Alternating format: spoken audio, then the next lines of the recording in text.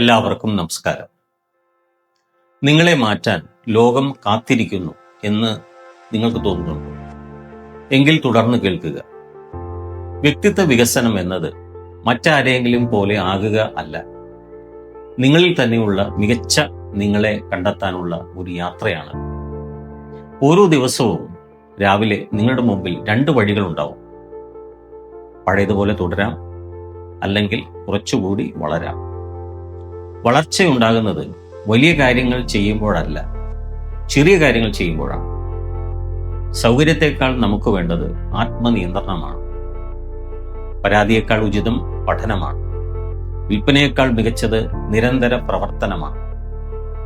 ആരും നിങ്ങളെ പ്രേരിപ്പിക്കാൻ വരില്ല. നിങ്ങളാണ് നിങ്ങളുടെ കോച്ച്, നിങ്ങളുടെ പ്രചോദനം. നിങ്ങൾക്ക് ഒരു എതിരാളിയേ ഉള്ളൂ, അത് നിങ്ങൾ തന്നെയാണ് എന്ന് തിരിച്ചറിയും. ദിവസേന 1% വളർന്നാൽ പോലും 1 വർഷം കഴിയുമ്പോൾ നിങ്ങൾ ഒരുപാട് മാറിയിട്ടുണ്ട്. അതിനാൽ പുതിയ കാര്യങ്ങൾ പഠിക്കുക, മുന്നോട്ട് നീങ്ങുക, സ്വയം വിശ്വസിക്കുക.